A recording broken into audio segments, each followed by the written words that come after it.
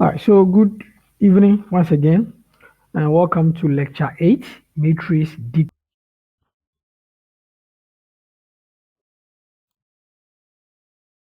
Decomposition. Matrix Decomposition. So, here we are going to learn about some of the tools that we can use to decompose a matrix. Now, we saw from the beginning of this internship that we use vectors to store a single data, but if you want to store multiple of them, matrix will help. Once you have your matrix, you have to do computation with it. And we know that one of the most important things in computer science is time complexity and also space complexity. Can we compute this within the shortest possible time? If we cannot, can we find a way out for us to be able to bring it in such a way that we can do the computation within the shortest possible time? This is where matrix decomposition comes in. Last week we saw eigen decomposition, where you can decompose um, any transformation using three different matrices, right? Today's session also, we are also going to see a similar one, but it's going to be more of intensive. But as I've been saying, we have libraries in Python that can do this for us. But what is important is for us to get a understanding. Get the understanding. So anytime you are using the libraries, anytime you are even doing the machine learning project, you know at the back end what is happening. You know at the back end what is happening. But if you have no idea of whatever is happening, you are lost. All you are doing is you are coding, coding, coding. But you are coding without getting the understanding. That is dangerous. So we go through introduction of decomposition or matrix decomposition. We'll talk about singular value decomposition or single value decomposition. Then lastly, we talk about the relationship between the SVD and eigen decomposition. So make your pen and your paper ready. As I said, you've come far, so I don't expect any of you to give up this time. You've come far, we're left with just 2 weeks. So stay in and complete it. Right. So matrix represent data and transformation. You've seen this already. Matrix can represent data at the same time or transformation. And we said the matrix transform the vector, is the one that transforms the vector. But their structure can sometimes be complex. Their structure sometimes or can be complex. When it happens like that, when you are doing, your calculation or computation with it, as I said earlier on, it becomes a little bit complex for the computer. Alright, so a way to solve this is to decompose the matrix. And what is matrix decomposition? It's a way of reducing the matrix into its constituent parts. We saw this last week when we dealt with eigen decomposition, where we can decompose the transformation into different constituents. We are going to see the same thing also here in matrix decomposition. Now, matrix decomposition is an approach that can simplify more complex matrix operations that can be performed on decomposed matrix rather than on the original matrix. So what he's trying to say is that when we're able to decompose the matrix, we can do calculations or we can simplify the computation better than when we are dealing with the original matrix. And we see that there are a lot of applications, web applications that relies on matrix decomposition to carry out certain calculations. Now, a common analogy that we all learned in primary school and also junior and high school is for us to decompose any number into its prime component. We learned this known as what prime factorization. So if I have 10, I can decompose 10, right, into what? Into 2 times 5, right? Once I can do this, I'm good to go. Now, if I have 27, if 27 in its prime factorization is going to be what? 3 raised to the power what? 3, right? So I can take this number and put it in the lower value so that I can deal with it. Now, if you look at it, this is complex, right? But I have reduced it to 3 raised to the power 3. This is far, lower or smaller than a 27. So that is what we are actually doing in matrix.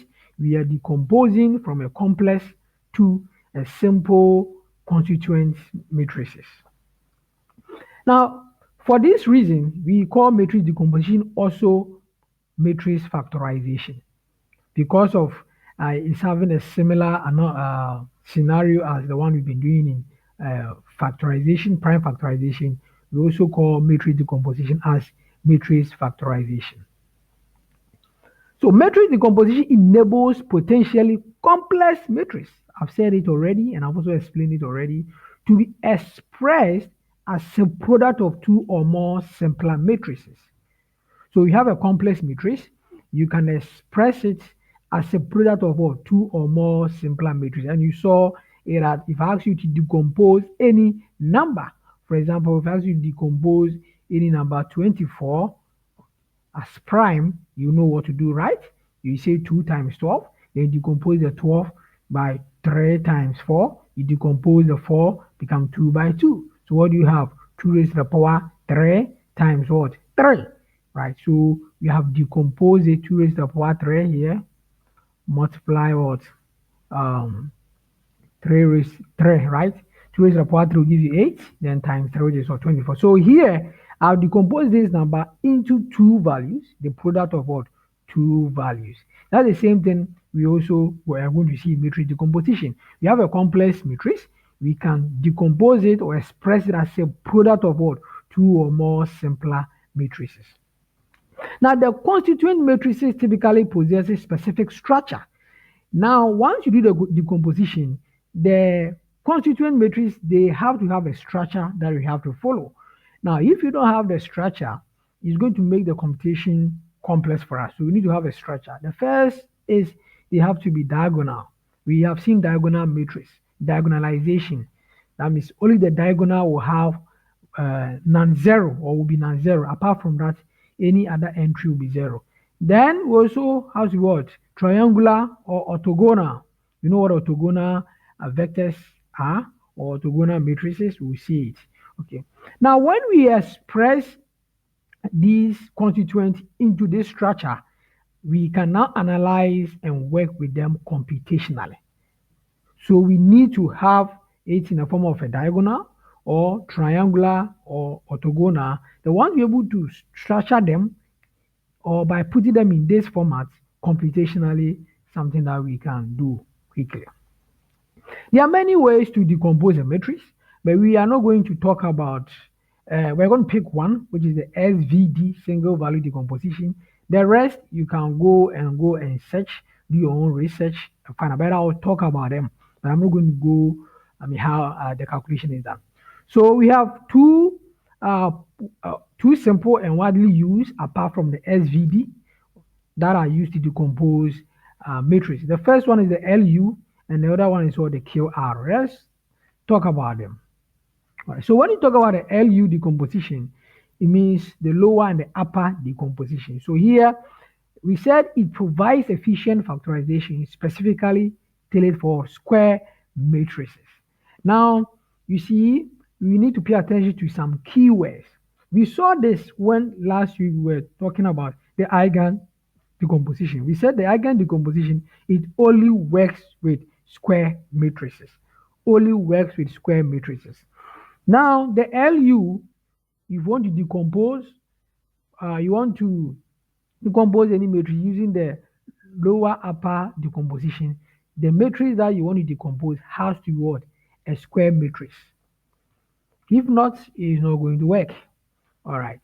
And we also use it to solve linear systems.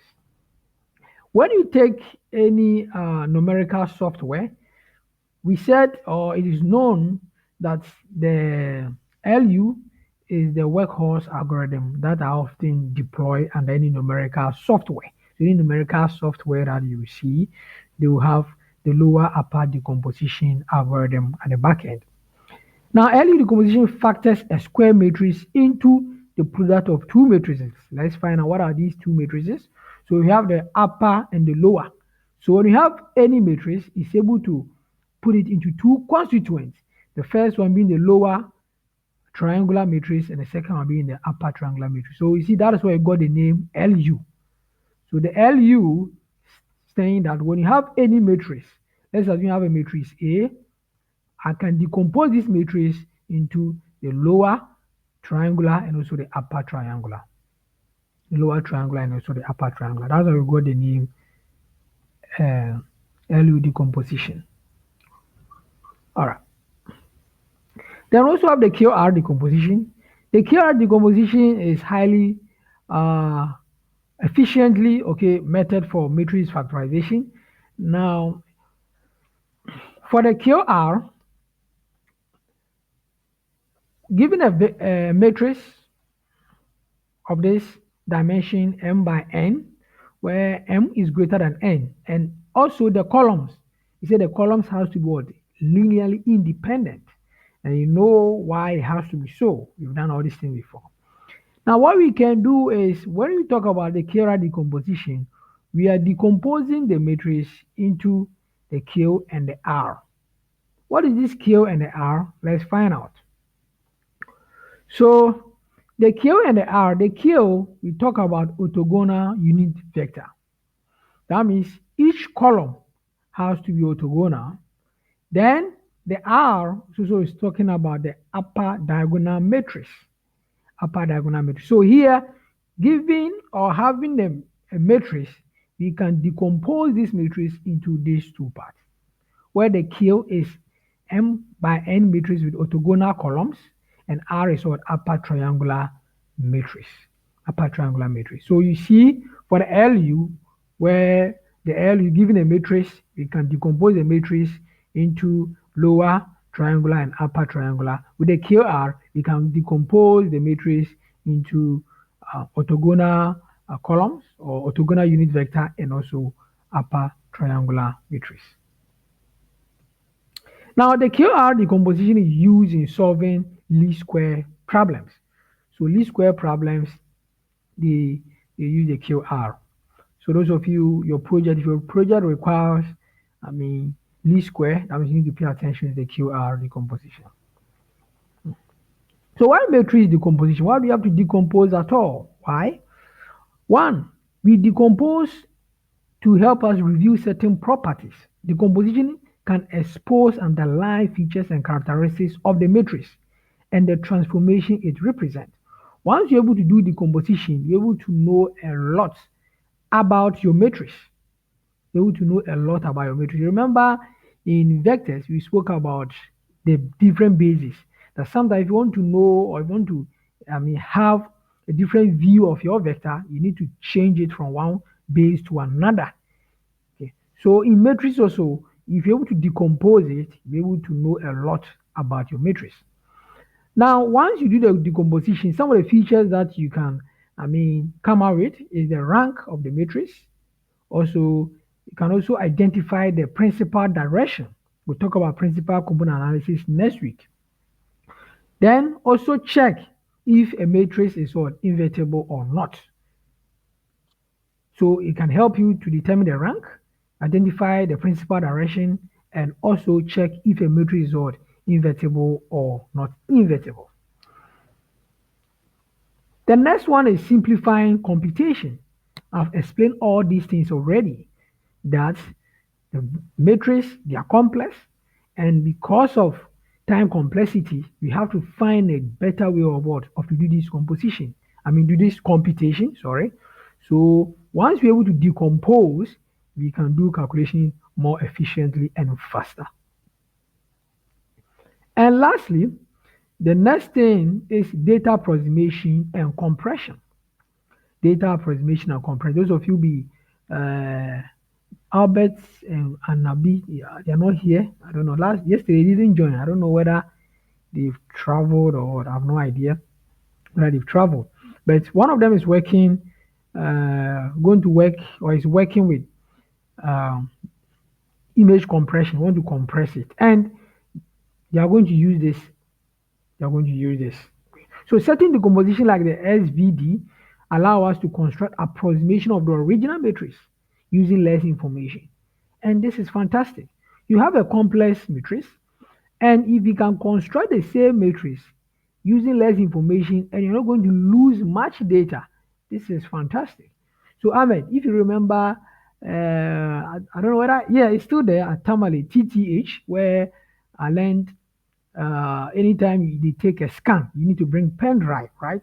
Because they can't send it via the network, the hospital network. Yes. Now that is because the image file is big. If they send it uh, over the network or through the network, the hospital network is going to what? Clock, and is going to, I mean, cause a lot of issues. Okay. Yes. So what they do, they say bring pen drive. Now, if we can find a way to compress this data or this photograph or this scan without losing much information, that is going to be a big, opportunity for the hospital for them to rely on this. Okay, so here we can use SVD to do that. We can reconstruct some of these things using less information without losing any much data. So this is the basis for technique like what? Dimensionality reduction and lossy data compression. Lossy data compression. Lossy data compression, you are going to lose data, but the data that you are going to lose is not going to affect the overall uh, nature of the data. So even if it's a scan that somebody took and you are compressing it, yes, you are going to compress it, all right, but it's not going to affect the overall nature of it. You're not going to lose much data. So last week we saw that in eigen decomposition, we transform a matrix into product of three matrices.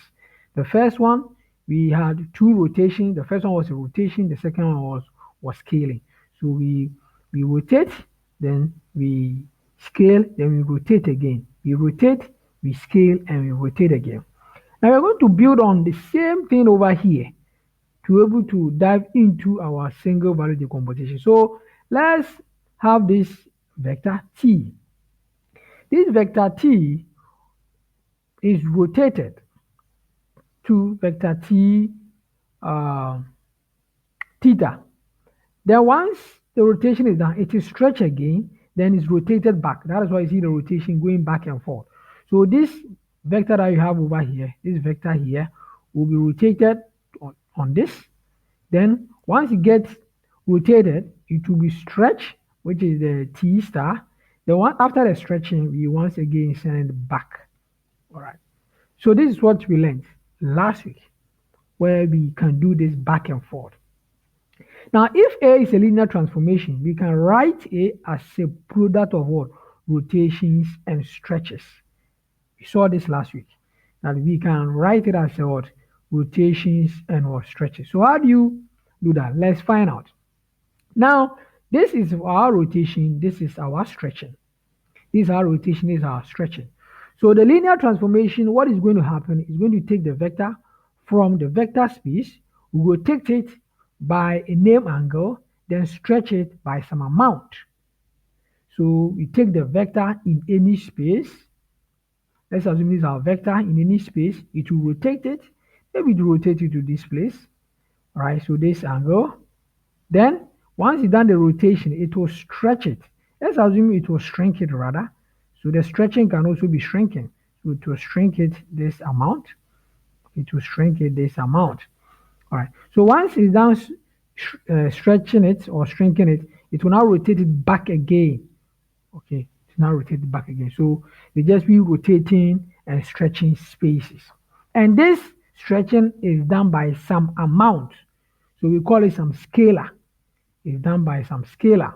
And as you can see over here, now this is stretching, is going to stretch, is going to stretch. What I can do over here is I can rewrite this expression. You can all agree with me. I can rewrite this expression as this is alpha 1 as my basis, individual basis, which is 1, 0. And each column that you see over here will be orthogonal, right? It's going to be orthogonal. These vectors will be orthogonal. because their dot product will automatically be 0. So as you can see over here, what I'm doing that this is some amount, okay, that is going to stretch our space. So let's look at this. We have a circle over here, and this circle, let's assume we have two radii, and this radii, that is a vector.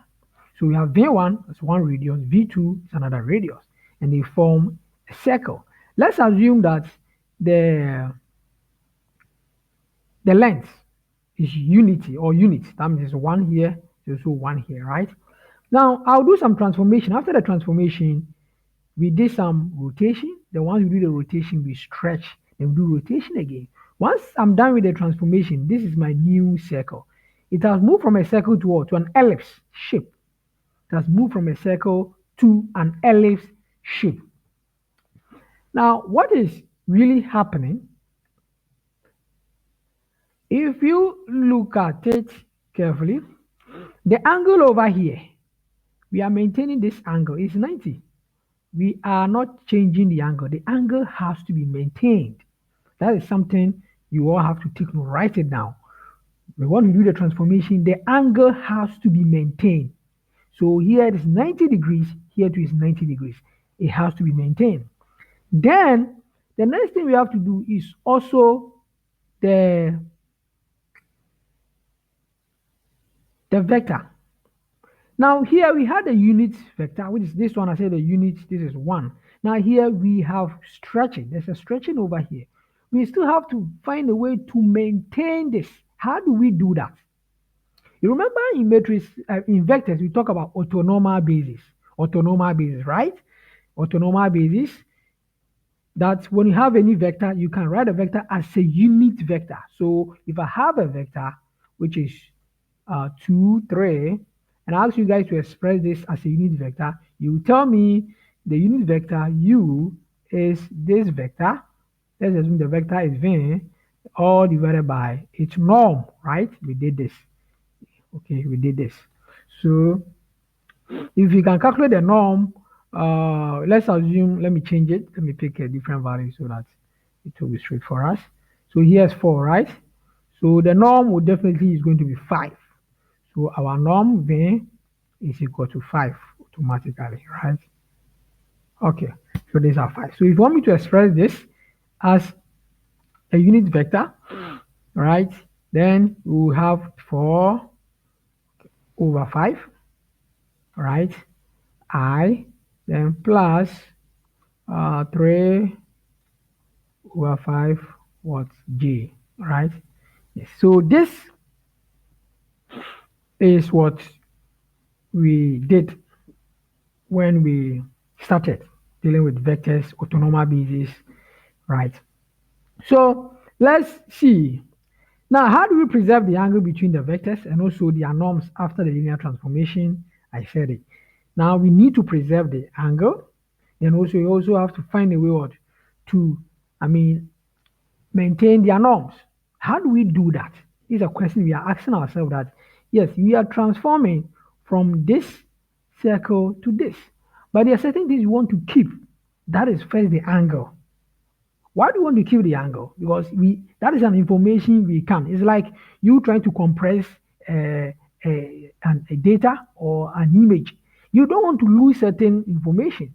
So that is an example I'm giving over here. We want to maintain the angle. We also want to maintain the norm of our vectors. How do we do that? It's a question we start asking ourselves. So the first thing we can do is that we can use autonomous matrix, which is autonomous can do that. And that is what I try to explain over here. That when here, if our norm is 5, okay, and I do the transformation, here, I say our norm is 5. Here, the norm is 1 here, sorry, it's 1 over here, not 5, forgive me. So if I can convert this, my vector here, to a unit vector, this. When I find a norm, definitely it has to give me what? 1, right? It will give me 1, right? Yes, it has to give me 1. So that is the first thing we are supposed to do. So we have to have autonomous matrix can be used to achieve this. And what autonomous matrix does is that it's a matrix whose columns are autonomous vectors, meaning that the angle between them is 90 degrees and each of the vector has a norm or a length equal to 1. So we have solved our question.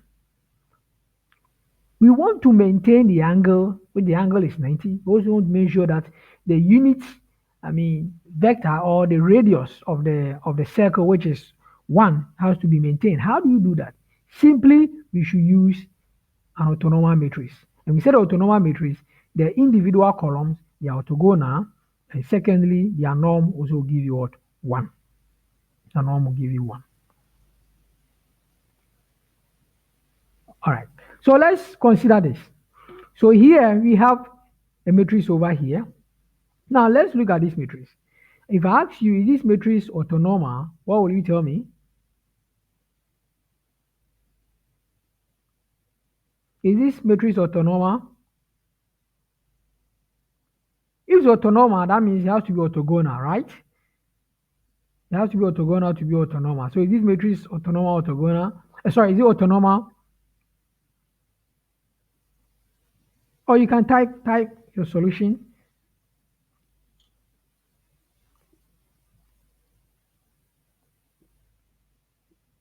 Hello, I'm waiting.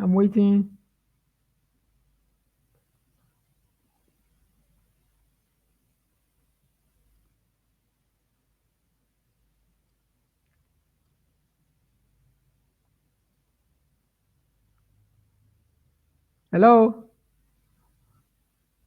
All right, maybe let me create a poll because you guys are quiet too much. I don't like it. All right, so let me create a poll right now. So the question is matrix Q autonomous? Hey, what question did I even say? Yeah, is matrix Q autonomous? Is matrix Q autonomous?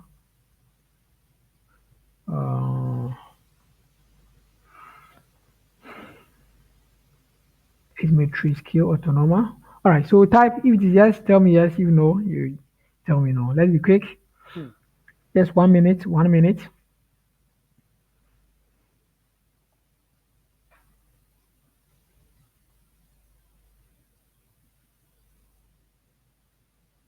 All right, Joshua said yes. Richard said yes. Emmanuel said no. Bismarck said yes. Okay. Emmanuel again said yes.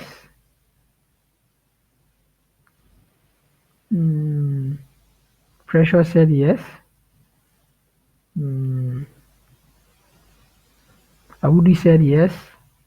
Manal, what about you?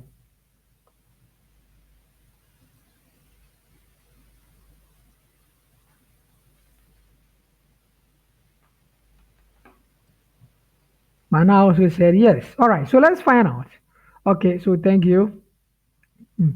So let's find out. So here we have to pick the column.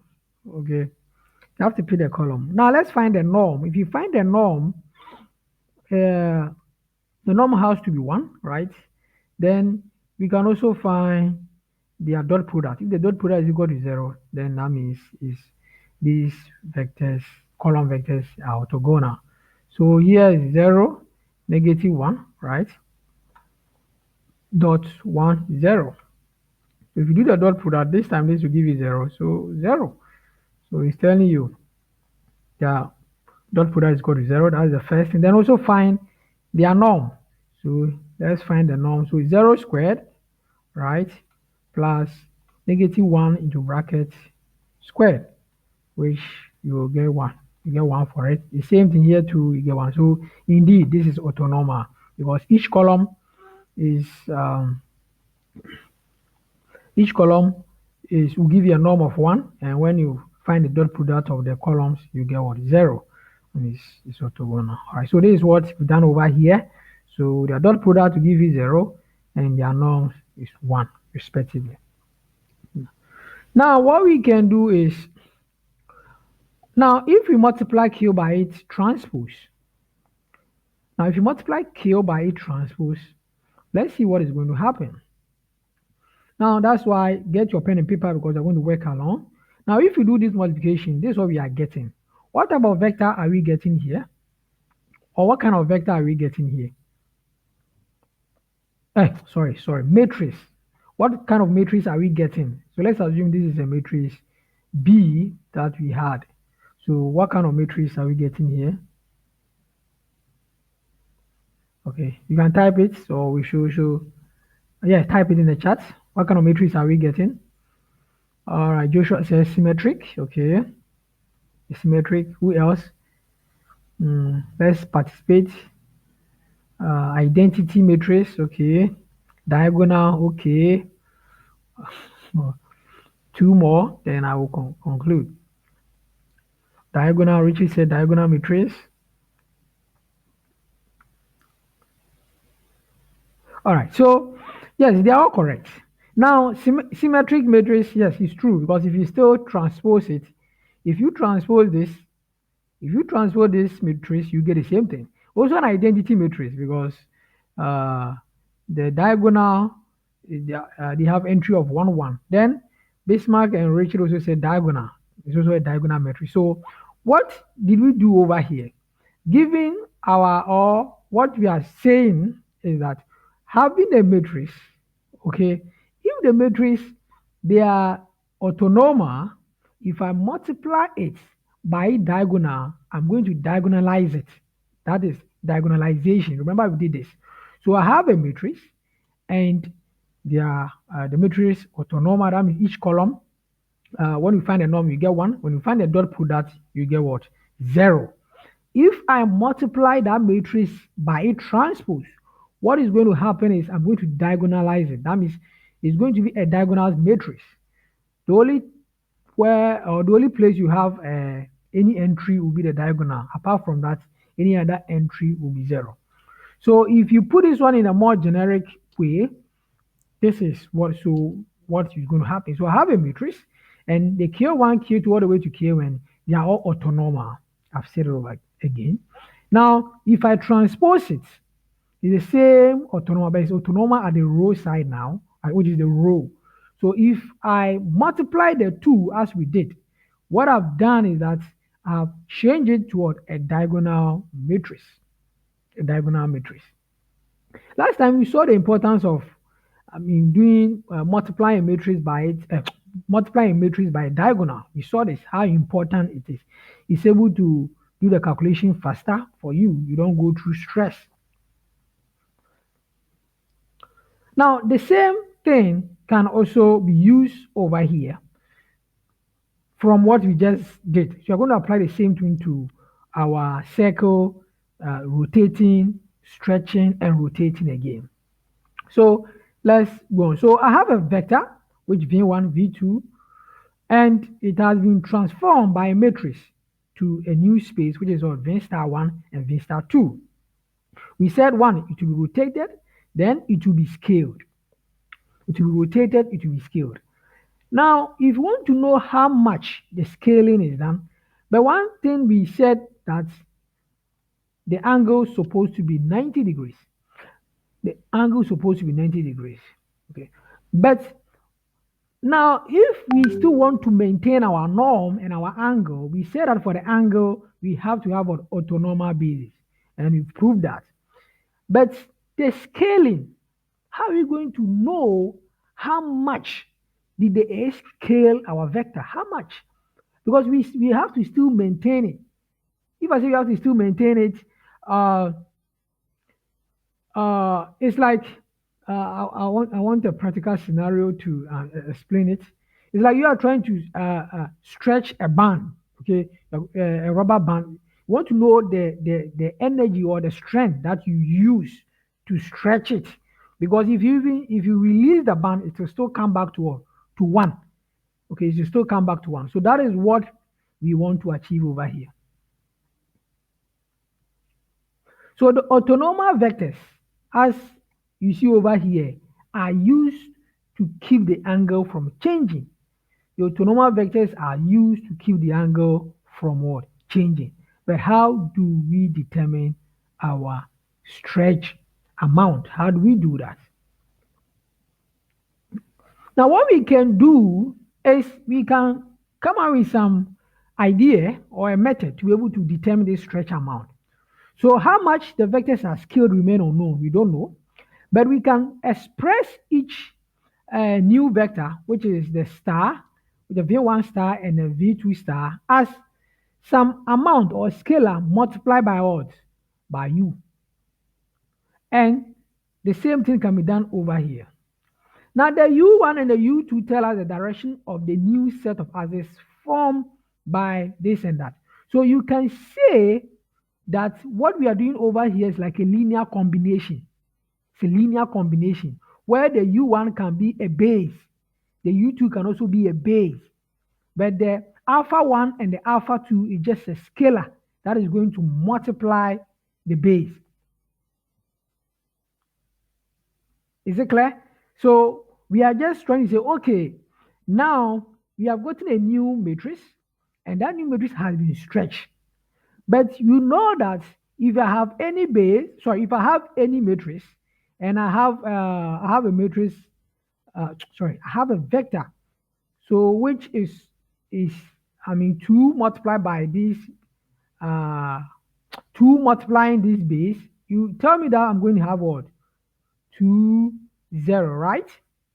Now, that is the same thing we are saying over here, that if you have this vector, which let's assume this one is vector V1 star, it can be expressed as some scalar multiplied by this base. Okay, scalar multiplied by this base. That is the explanation up there. All right. So U is telling us, the direction, because the basis is the one that gives us the perspective. We did this in vectors, all right? So the basis tells us the perspective. So if the direction, that base will tell you that it's heading in this direction or in this direction. Now the change in length can be quantified by applying a vector, a matrix, sorry. So let's see.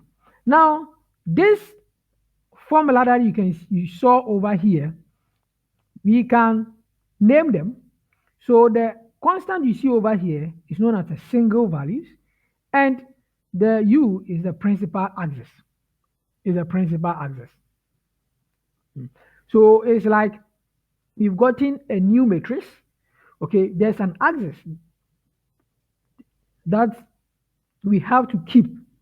But that axis, whatever stretching that we do, we can multiply that axis by that factor, but we are still keeping that axis.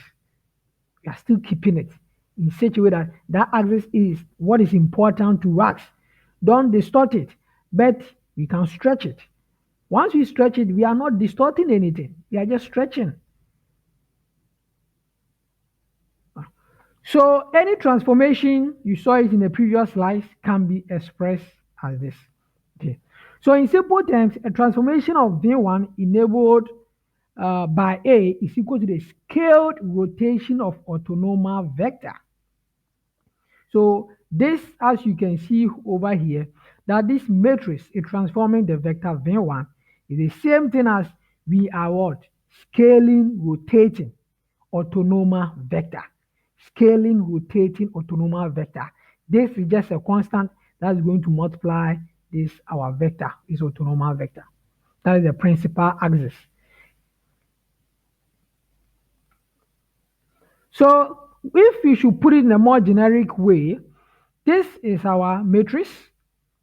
This is our vector that we want to transform to a new space. So once we do the transformation, what is actually happening here, as you can see, we have this constant. We have this constant here multiplying by orthonormal basis. Okay. So A dot V I vector Vi is the same thing as some constant multiplying on orthonormal basis. Now, if you look at the constant, if you look at it, it is decreasing because the alpha 1 will be equal to alpha 2. We are going to learn how to calculate all these things, and you see it how it decreases that way. Okay, so the first one is bigger than the second one. The second one, it goes all the way to the last one, where the last one is greater than what? 0. So I want you to understand that equation that we spoke of here, if you bring it to this is how it's going to be. But as I said, we are not going to do the calculation. We have libraries and libraries and programming languages that can help us do this. All right, so with this equation, we are going to derive another equation from it that will lead us to our single value decomposition. And we have a lot of calculation to do at the end. So please, as I said, make sure your pen and your paper are with you. So the following notation can be used to represent the equation. So let's look at this. If you look at this, okay, we say we can write this equation as some matrix multiplying by some vector. Then this is your autonomous matrix. Let me see, autonomous base matrix. Then this is the constant you saw, which is the is it lambda? No, this is not lambda. Sigma. So this is the sigma, right? Yeah. So this is the sigma over here. So here becomes the but here they use sigma over here. So this is your matrix. This is your vector that we are transforming. This is your autonomous base, and this is your constant. Let me use the word constant so that we don't get any confused. Now, take note, we did this when we spoke about eigenvalue and eigenvector, that when you take any transformation, it can also be expressed as this. You remember? We did this, right? Now, if you've gotten the understanding, you will see that this equation that we have over here, okay, is similar to this. It's just similar to this. A matrix is transforming a vector. One, this is a constant. This thing is a constant, which is the same as this, right? This is a vector, the same vector that we are transforming. But here, this is u, which is autonomous basis. It's just the same thing, but a little bit different. The same thing. So we are going to build on this, and we are going to use the eigenvalue eigenvector equation to derive and be able to decompose any matrix at all. Now, last week we saw that the eigenvector decomposition, or the eigen decomposition, it can only work with, or it can only work for square matrices. But for the SVD, any matrix at all, we can decompose it. We don't have any problem. But one thing we said is we have to decompose it and get autonomous basis at the end. Orthogonal also spoke about it. So we're going to talk about the individual constituents that anytime we decompose any matrix, we will get. All right. So now we need A to be isolated. This matrix has to be isolated. That means you want to make it the subject. So what do we do? Now, if you look at this equation, you tell me that, say, if you want to make A stand alone, all you have to do is to multiply both sides by the inverse of what? Of V, right? Multiply both sides by the inverse of V. And that's what has been done over here. Now, if you multiply the inverse of V, so if you multiply V by its inverse, you will tell me that this place becomes what? I, right? An identity matrix, right? This is something that you know. So this is gone. All right, so what do we have now? So if you look at it, we have our A, which is standing, then our U, then our constant, and this. But we need to understand something with this V over here. Now, because V is autonomous, the inverse of it is the same thing as its transpose.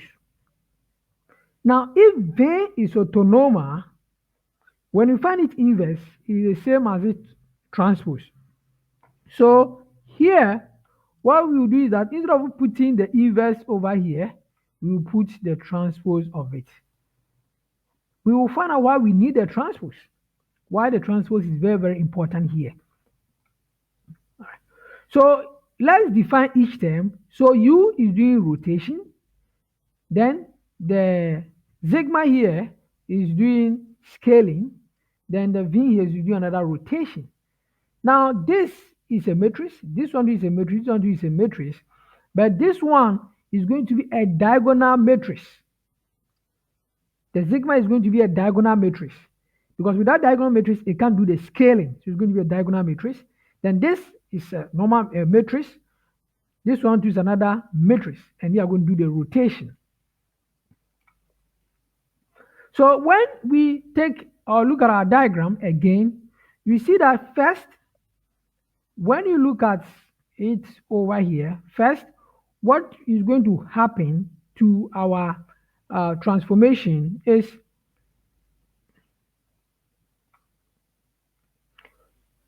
this is our circle, or let's assume this is our vector. We saw this is vector what? V1, then V2, right? And they all have unit length.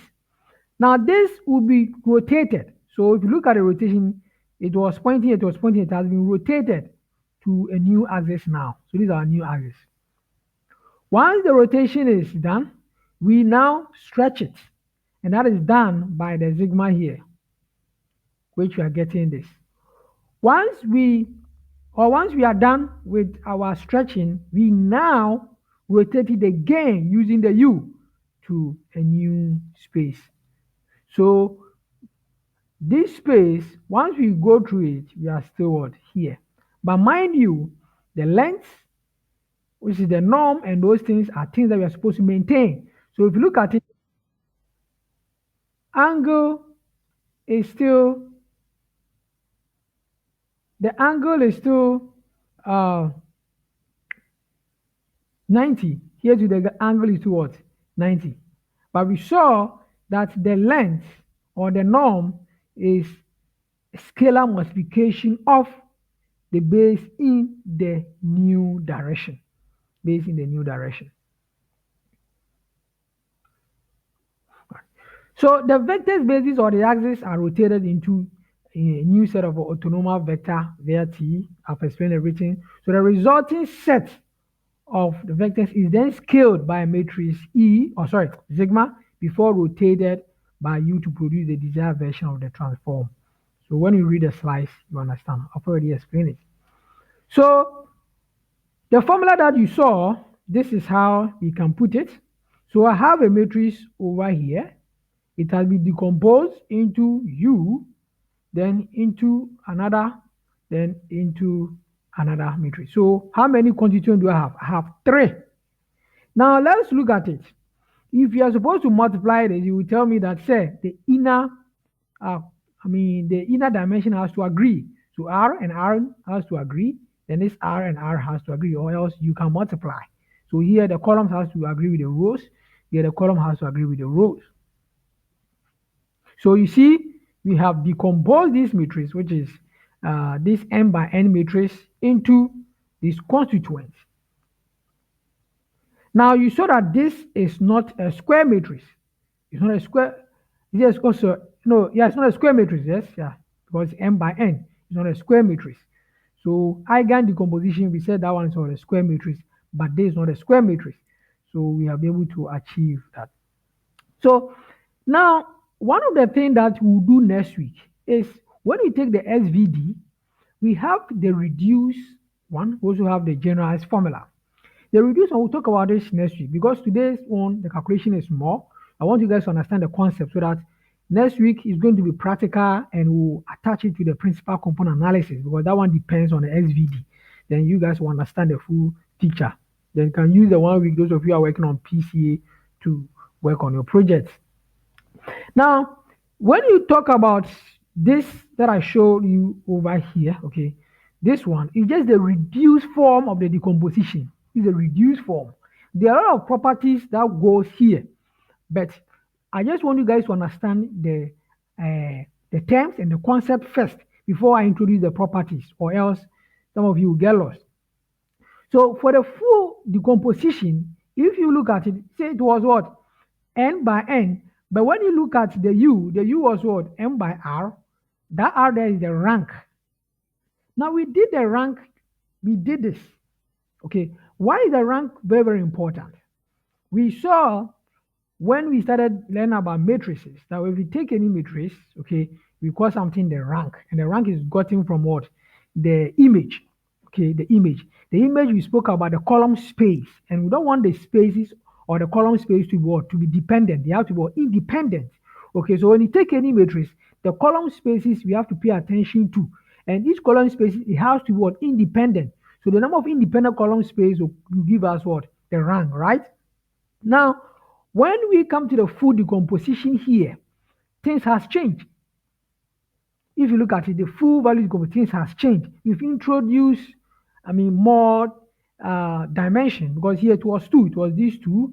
Now we have what? Additional two added. Here too it was, we've added two rows and another column here. And the last one too, we've added one row to it. What is actually happening? Now this, we'll talk about it next week. Okay, why we need the reduce and also need the full decomposition, why we need the two. But right now, my aim is for you guys to understand the concept of the full value decomposition, so that once you get understanding, when I'm distinguishing between the two, the full and also the reduced one, it will not be a problem to any of you. All right. So when you take the reduced version, obviously there's no information loss between the complete SVD and the reduced version of the same algorithm. Okay, the reduced version is the cheaper to compute. There's no difference. Okay, it's the same thing, but just that the reduced version is cheaper to compute. But as I said, we'll talk about it. Now, SVD is probably the most potent decomposition, okay, from linear algebra that you can apply in machine learning. Is the most potent. That means this math or this algorithm is powerful. Now you see its application in recommendation system. You can also see its application in dimensionality reduction, creating latent variables, and computer vision. You know computer vision, autonomous vehicles.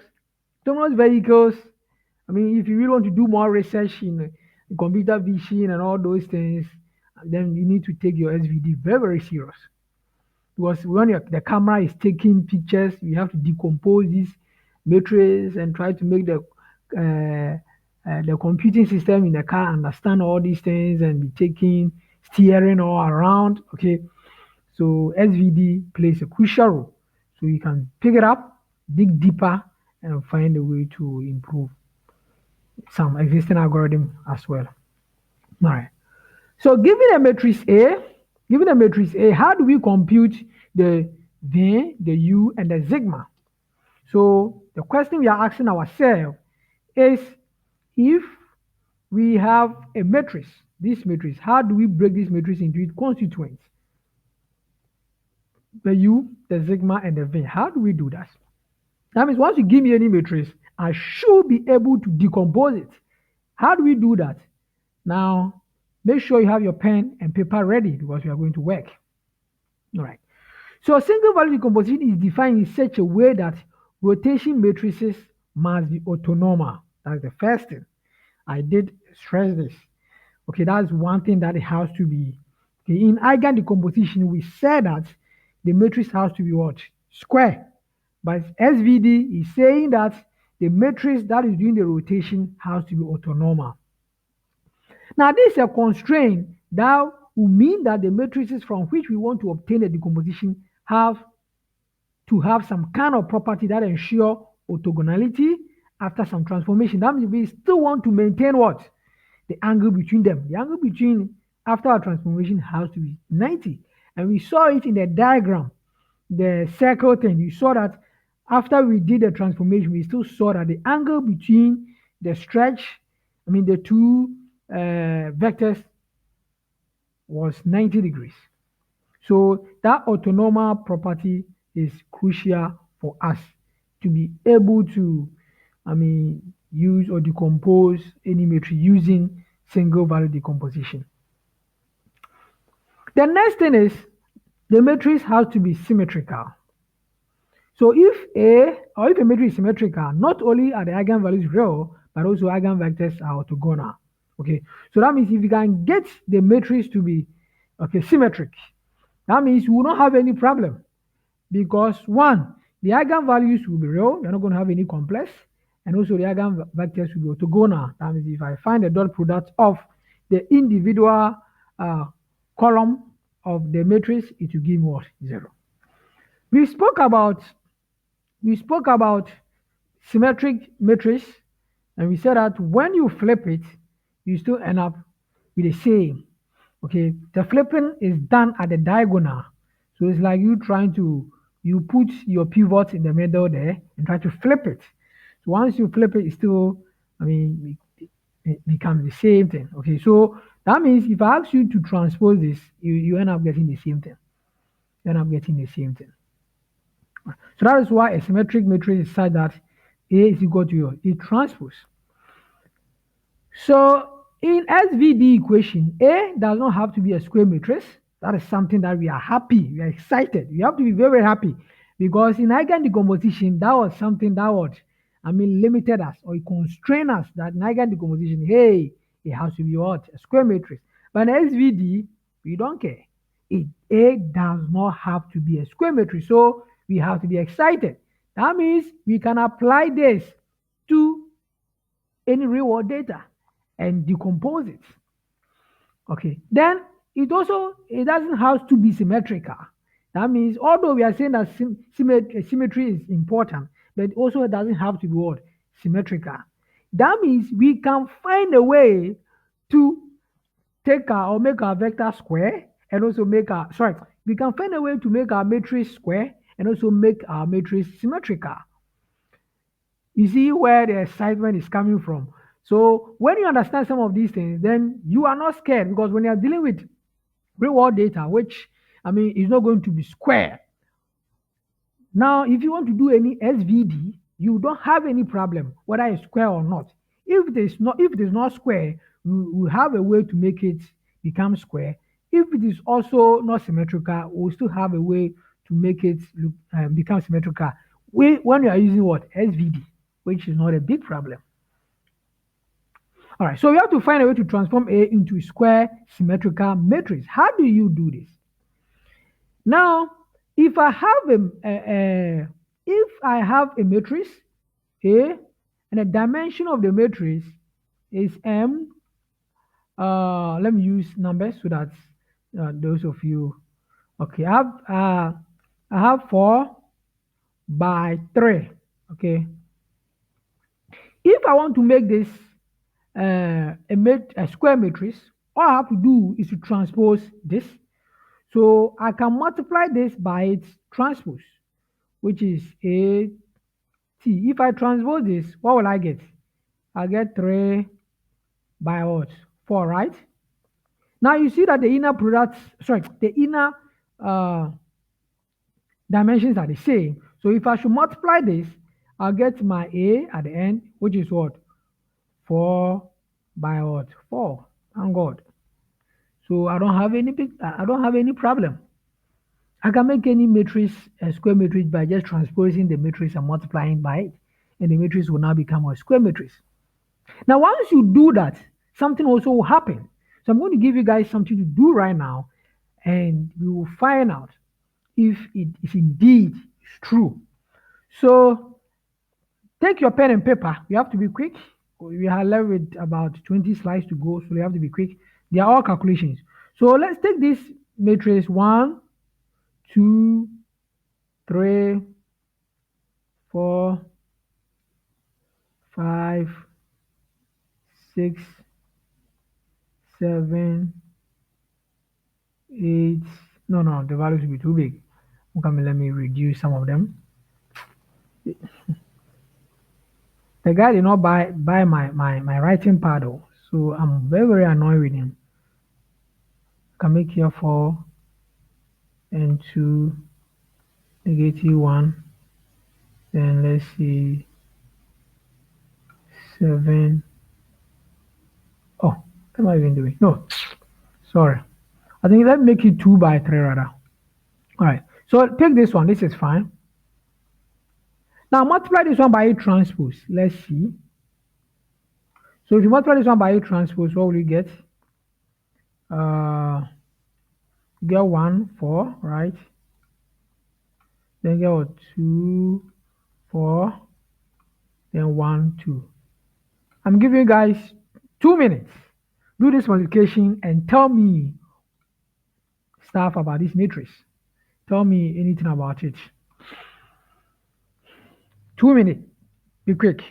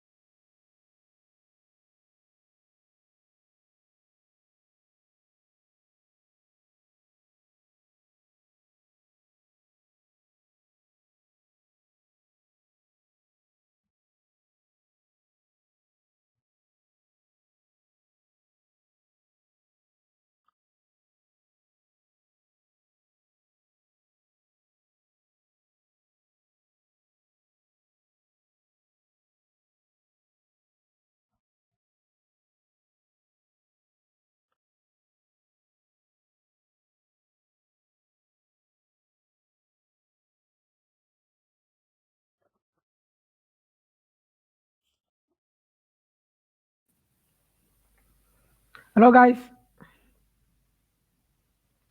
Are you finished?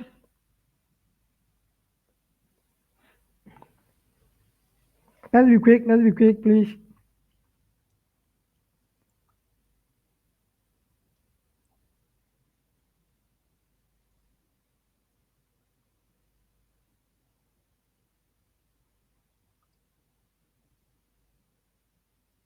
Who is done?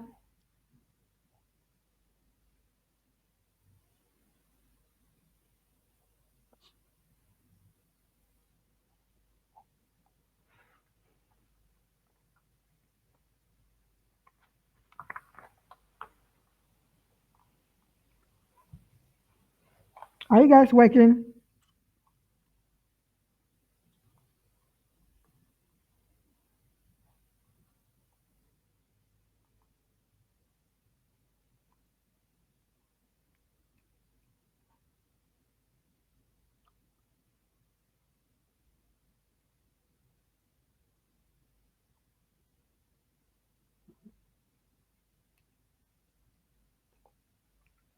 Okay.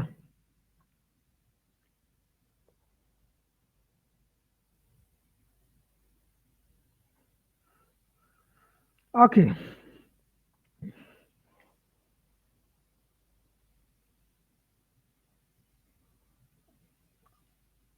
All right.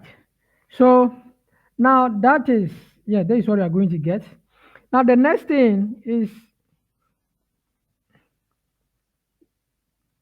let us, so this was the transpose, or this is the transpose. So let the transpose come first, okay, because we are supposed to get the same, thing, instead of we changing the dimension. So it's supposed to be this rather, okay, 1, 2, then multiplying the 1, 2, 1, and 4, 4, 2. Supposed to be something like this. All right. So deal with this one instead. This one too, I'm waiting. Let's be quick.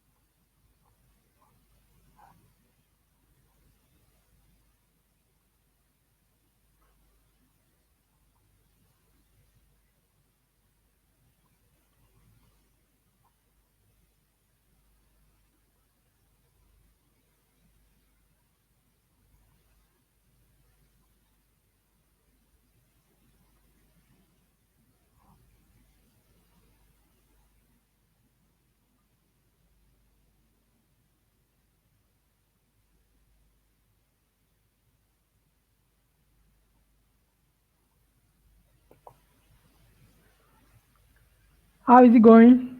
Let's be quick.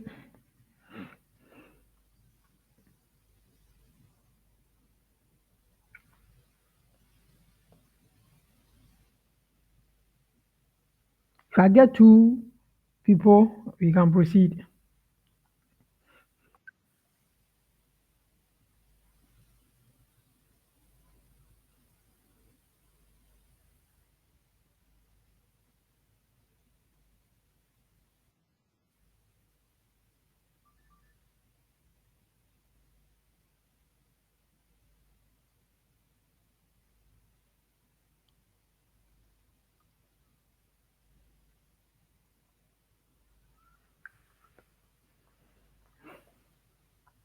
All right, Bismarck is typing. Let's see.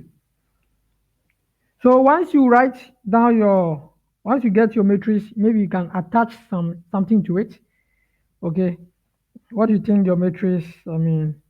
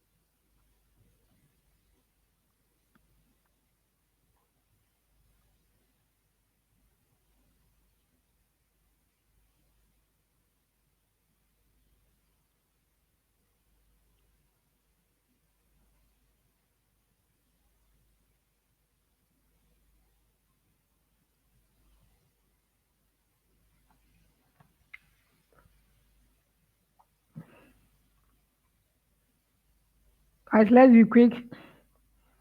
As I said, I have to sometimes engage you guys. Okay. Uh-huh. So that you get a concept. Once you're able to do this calculation for me, the rest we just, proceed faster and quicker. All right. So Richard, this is what you had. Okay. Okay. Yes. Okay. All right. That is fantastic. Wow. All right. So what do you think about the matrix? I want someone to tell me something about it. What do you think about the matrix? The final answer. What if you look at your answer, what came in mind first?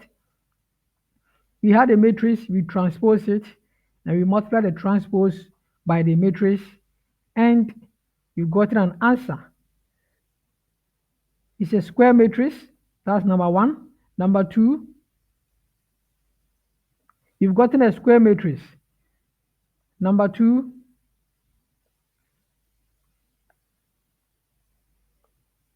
is also symmetric. Thank you. So you see, I'll be able to, take a matrix that is not square. You made this square matrix, and at the same time made it what? Symmetric.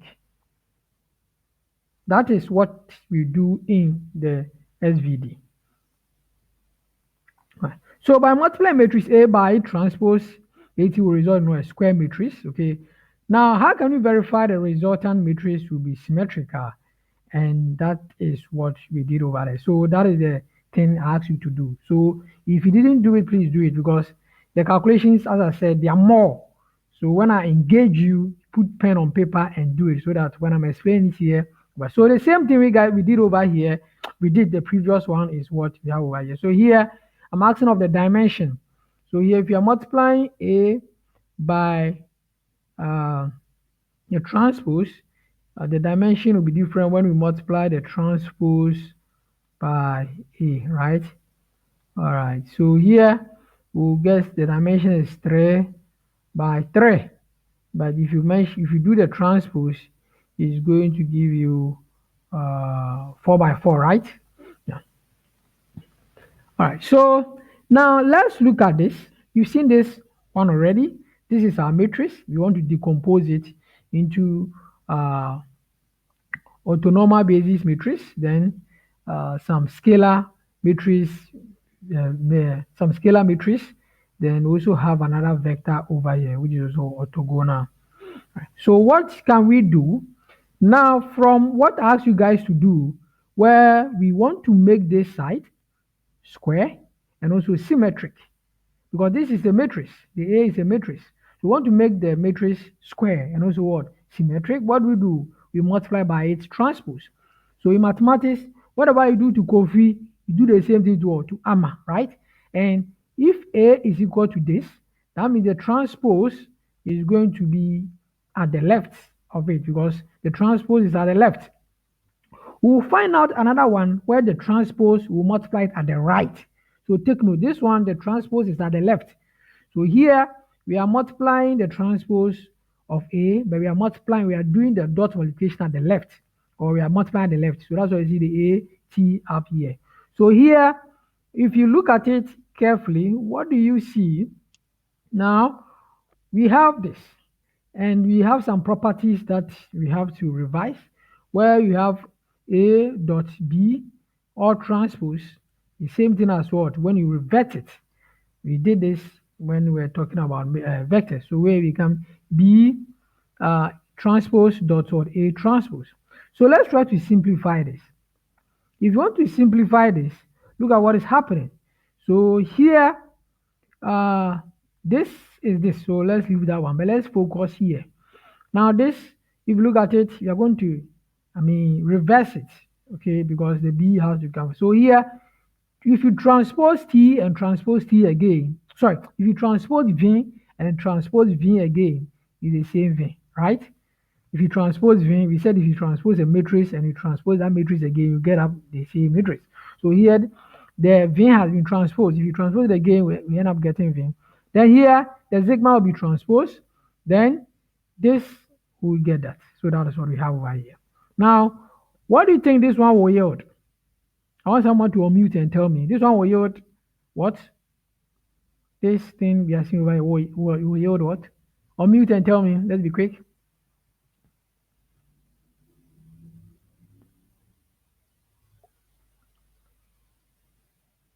Hello? Can't you guys talk?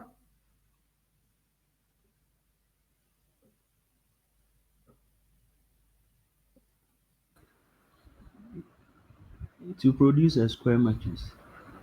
So we'll get a square matrix from It will produce a square matrix. No, only this one, no, only this.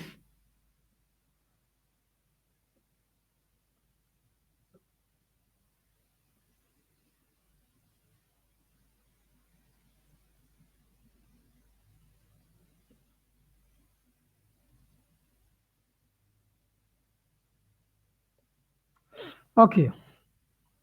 Now you saw this. Let's go back. I'll show you this. Maybe you didn't see it well. That is why. There's something I wanted to show you. Did I? Oh, I didn't even mention it. Did I mention it? Did I mention it somewhere here? No, no, I didn't say it. Okay. Now there. No, I think I said it here. Yeah, this one.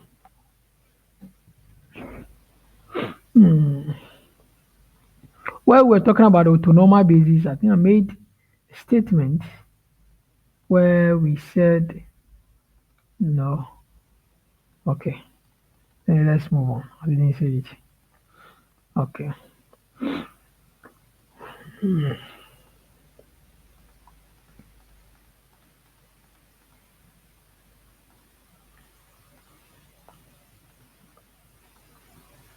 All right.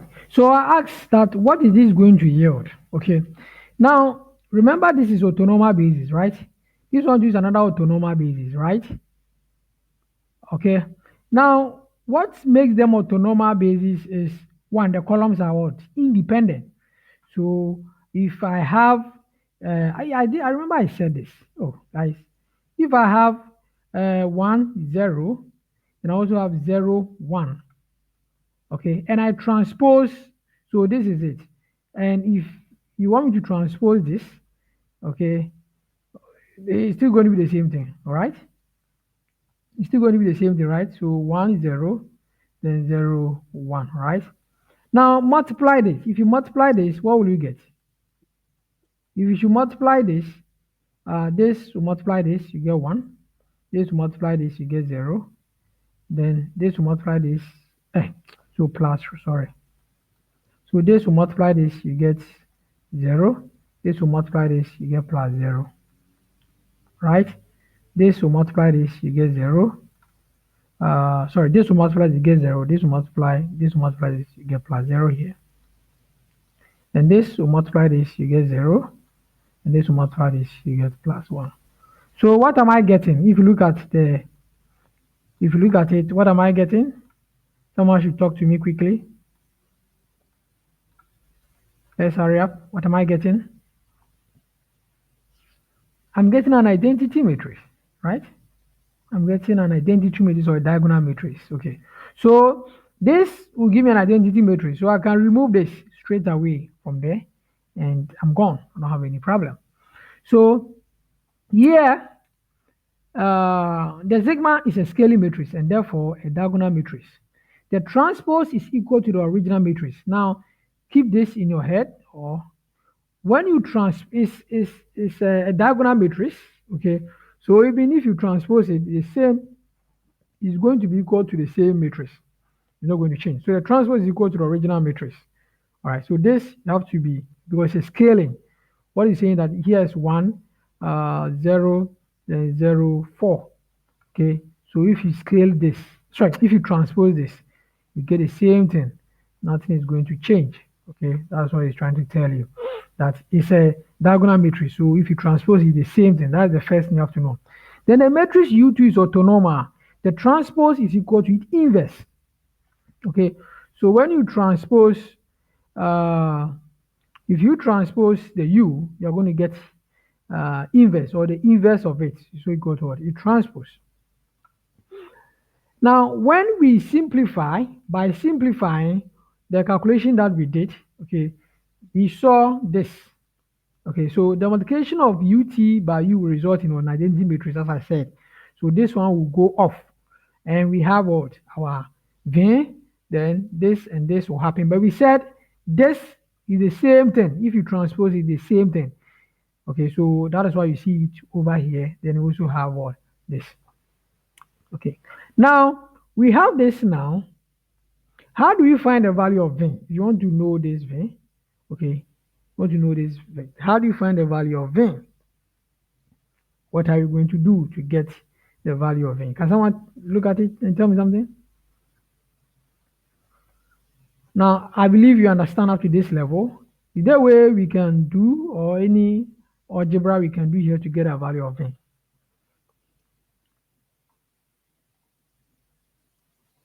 What can we do to get our value of V?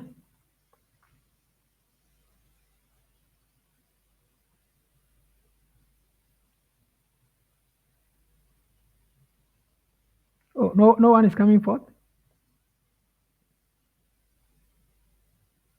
Okay, let me be quick because we don't have time. All right, so here, now I told you, let's look at the eigenvector equation. So this equation, which is the equation we saw it the last 2 weeks. Yes, or last week. Yeah, last week where we spoke about it. Now, we said we are transforming a vector to the same vector, but we end up multiplying by what? By a scalar. All right. So if you look at the formula, this formula, which is also similar to that. So what we can do is we need to find a way to rewrite this as this equation, as you can see over there.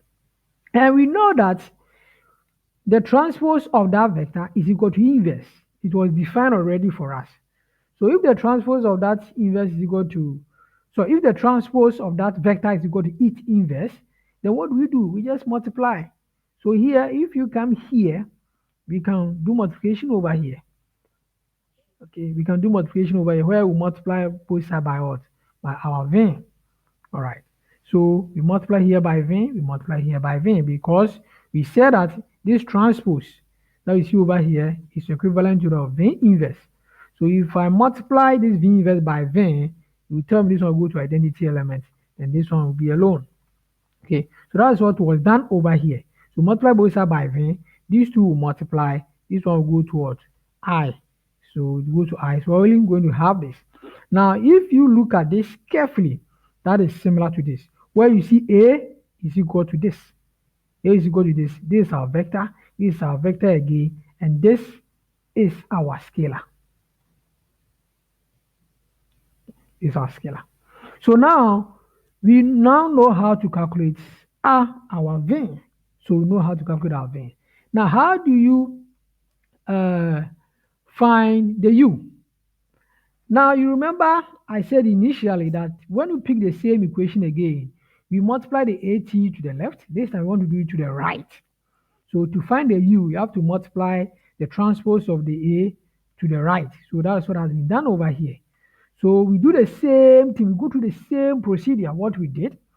Now, once we go through, we are still going to find the transpose. So here, this will come because it's going to, so this is the first one over here. Now, don't forget that the transpose of the vector V is also equal to its inverse, and that's what has been changed over here.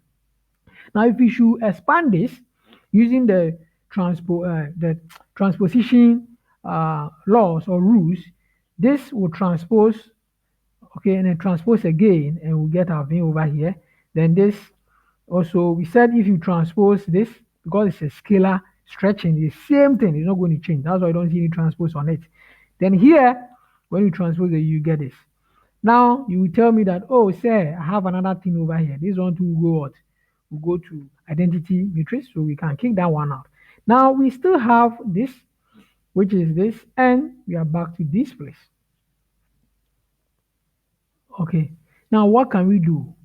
We can go through the same thing we did to be able to get our u again. So here we multiply both sides by u. Now if you multiply both sides by u, okay, here becomes u and here also becomes what? U. Now don't forget, we said this one of it, if you multiply this one become the inverse, right? Because the transpose is going to inverse. So here becomes u inverse and v. So this one will go to identity matrix. So we'll be left with this and that with the u over here, right? So here, and that is what you can see over here.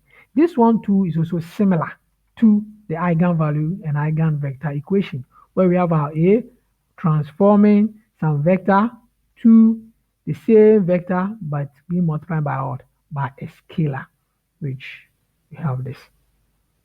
So we've ended up with a similar eigenvalue problem, and sigma happens to be the same for the two equations. Wow. Now, here you see that the sigma is being squared, right? Let's go and check the other one too. Was it squared? Yes, that one too is being squared. So that's why I said it's the same for both. All right, so let's look at these two equations, as you can see. Now, one of them is to the left, one of them to the right. So if it is to the right, then we're interested in finding u. If it's to the left, we're interested in finding what? V. But the sigma will come out when you're doing the calculation. Immediately you start with the first one, the sigma will come out immediately.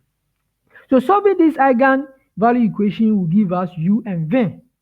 Now, the A dot A transpose is square symmetric matrix. That one automatically, this one we will able to do that, okay? And its eigenvalues will be distinct and real, which eigenvalue, which is this guy we're talking about, when squared rooted. Okay, so where square rooted, okay? So this will give us the single value. Now, the eigenvector, which we're talking about this, okay, so the eigenvector u and v are also talking about this. The eigenvector u and v will be orthogonal, allowing any vector transformed by this matrix to preserve the angles between them. So here too, angle preservation is important. Then lastly, the sigma will have its values alpha 1 all the way to alpha n, where it keeps decreasing in that order. All right. So take your pen and paper. We are going to do this calculation right now. Then I think that will be, we are left about 10 slides. We'll complete right now. So now we are going to compute this and this for me. Let's be quick. Take your pen and paper, compute this and that. Okay. So we have a matrix, this. You want to learn how to decompose it. Now somebody maybe is wondering, say, next week we'll have a practical example, but and you see it. Okay. I didn't want us to do it today because I mean this is quite a lot. I want you guys to get an understanding. So next week when I'm talking about this, to not make any strain or to not be strange to you. So compute, you have these are matrix. You want to decompose it into its constituent uh, matrices. So when you transpose this matrix, you've gotten this. So calculate this and that for me. Let's be quick.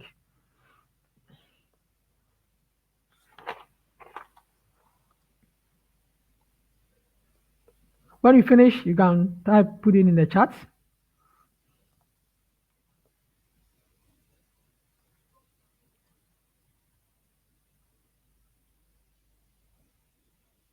Okay, let me even create a poll rather, so that will be nice.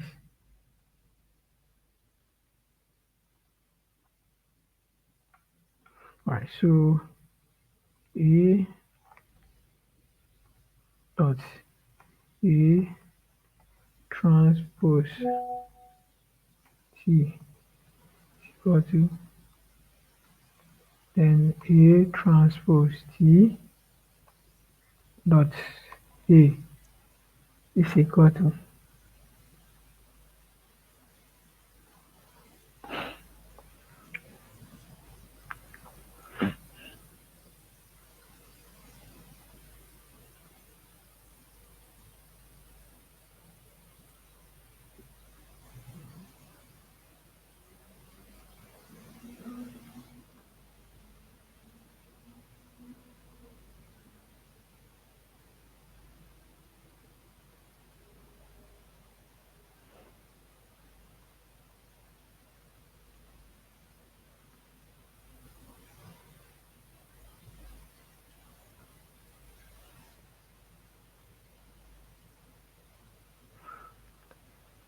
if I get two responses, that'll be fine so that we can proceed because we allow it 15 minutes to 9. I don't want us to pass 9.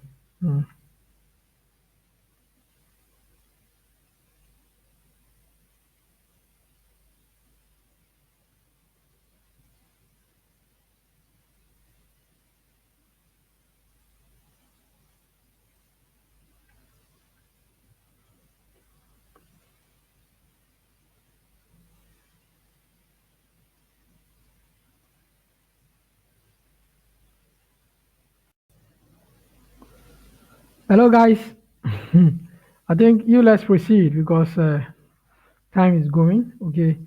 When I share the slides, you can do the calculation yourself. All right. So, uh, okay, Precious. Okay. Joshua also presented. Yeah. All right. So, so if you do it, you see that the multiplied by A transpose is this. Then the transpose multiplied by A to is in it. Okay. So you saw that one of them goes to the left, one of them goes to the right. The one that goes to the left, which is the transpose, this one is used to calculate for our U, and the one that goes to the left, that one is used to calculate the V. All right.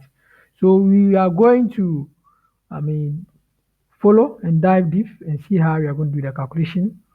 All right. So to compute, yes, some of you, okay, wasn't following. Yeah, you are doing well. That is fantastic. Okay. So let's continue. So to compute the matrix U, we need to solve as I showed you. So we need to solve for this equation. All right. So if we should relate this to our eigen value equation, which we had this by v is equal to 0, we get the same thing over here. That's what we've done over here. So this minus that, you've done the same thing over here. So because you had this, those of you did the calculation, you had 5, 4, 4, 5. Okay. So if you do it, you get the lambda 1 to be 9, then lambda 2 to be 1. So once we have this, we need to get our vector. So we have our values now. We need to get our vector now. So the vector we do subtraction. So here becomes 9, here to becomes 9 if you are dealing with it. So it becomes minus 4 minus 4. Then as you can see over here, then our U1, U2. So if you go through, we've done this before, you get U11 is equal to U12. That tells you that the first vector is what? 1, 1. Then here we saw that lambda 2 is 1. So do subtraction, here 2 becomes 1, here becomes 1. So you get what? 4, 4, 4, 4. So 4, 4, 4, 4 throughout. So, sorry, what is it? Yes, okay. So let me explain this. So now we've gotten our vector, but we said the u has to be what? Orthonormal, right? And orthonormal, the length has to be what? Has to be 1. So here, if you want to find the length, which is 1 squared, okay, plus 1 squared, or in a square root, you agree with me, we get what? Root 2, right? That is not 1. So what do we have to do? We need to normalize it by using unit base. So we have to normalize it. So that is what we've done over here. So here, if you do it, you get 1 over what? Root 2, then 1 over what? Root 2. All right, so this, we did it in vector. So this has been normalized. So if you find the norm of this vector, you end up getting 1. Okay. Then we do the same thing for when lambda is equal to 1. So I showed you earlier on. So that one too, this is the free vector. So we get u22 is going to be 1, but u21 is going to be minus 1. That one too, if you go ahead, so the vector is going to give you negative 1, 1, right? Then the norm too is going to be root 2. But here is going to be 1 plus 1, which is what? Root 2. So we have to what? Again, normalize it. And as you can see over here, it has been normalized. So our vector u, this is our vector u. So the first one, all these are, okay, so they are orthonormal, okay, orthogonal to as well. Any question? Okay. So now that we know our u, we can go ahead to find our v, right? So, okay, so let's find our v. All right. So to find our v, which, okay, so let's get our v. So to find our v, what you are supposed to do, I think I made a mistake. It's supposed to be this prime. This one shouldn't be there. But this one has to be at the left. I'll change it in my slides, okay, before I share it with you. So we find this, we go through the same thing, then we go through this calculation. So we end up getting these values. Now, what do you see over here? You see that we are getting the same thing. The only difference is what? Is a 0. You see, in the previous one, we had the lambda 1 to be 9, lambda 2 to be 1. And here we are getting 0. All right. So that is why if you look at the formula, we said that what? I mean, the sigma, okay, is the same for both of them. So it has to be the same for both of them, something that you have to pay attention to. So when you go through the calculation here, you do it, you're able to determine your V1, V2, all of it. So here we have V11 is equal to V3, 1, 3. That means it's 1, 1 for each of them. Then, yes, so here is the free vector. So the V1 is the free vector. So V12 becomes what? Also 4. So if you go ahead to do, you get 1, the negative 1, 4, then 1. Because, where is it? Okay, so you have this. So V1. Then this one too is that. Where is the calculation of betting loss? Okay, so V1, I think this is, yeah, this is it. Then, okay, this is it. And also this is that. All right, so where from the negative? Where from the negative? Where from the negative? Guys, are you seeing where the negative is coming from? With this, yeah, this is 1, 1, yes. This one too is 1, 1. I don't know where the negative is coming from.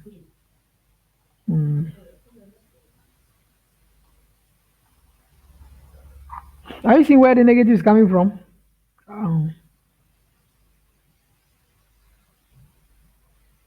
Oh, yeah, you guys are not seeing anything?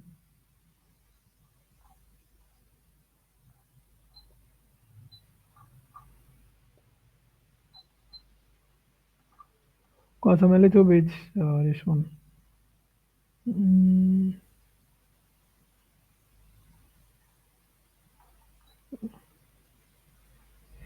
okay. I'm not seeing where the negative is coming from. Let's go. Okay. So here, when you find this, I mean, the norm will not give you one. So you have to what? Uh, normalize it. So if you normalize it, you find it, then you find the square root. Then so this is a normalized version of the v. Okay. All right. So when so here, I think the first one, lambda is equal to what? When lambda is equal to 9, yeah, when lambda is equal to 9, if you do the calculation, that's what you get. Then when lambda becomes 1, if you do the calculation also, okay, you end up getting 0 and 0, uh, 0, -1, then 1. Yeah, yeah.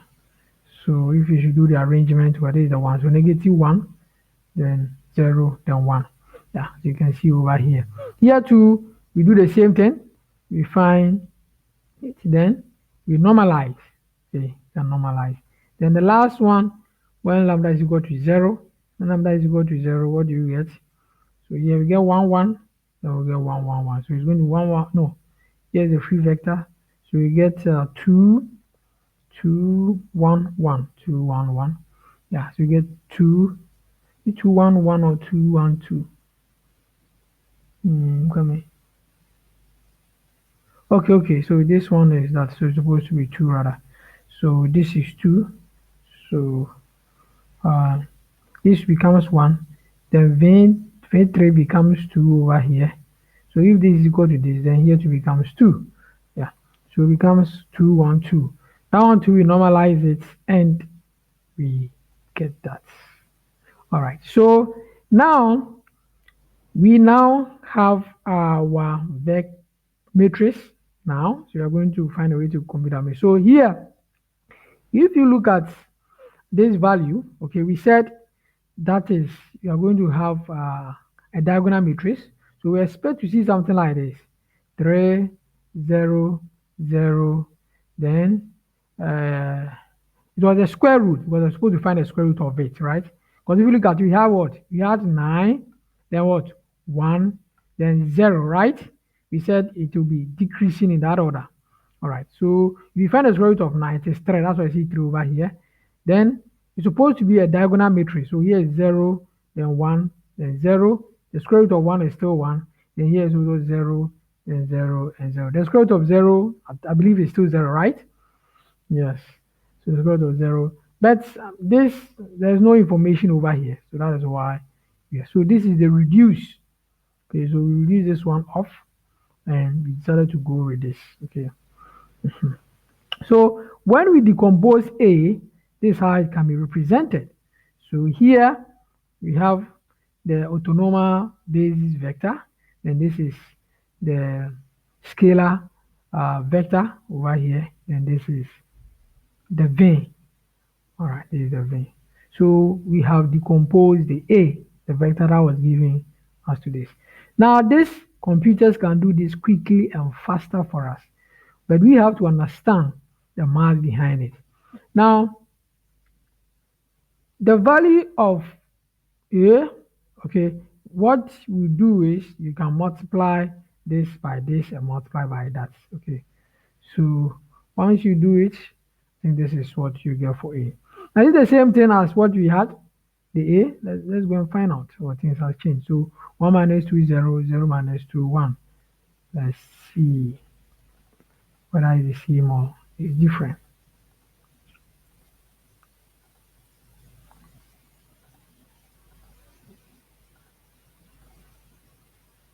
Yes. Is it the same or is different? Let me write it down because the vectors here's 1 minus 2 0, then 0 minus 2 1, right?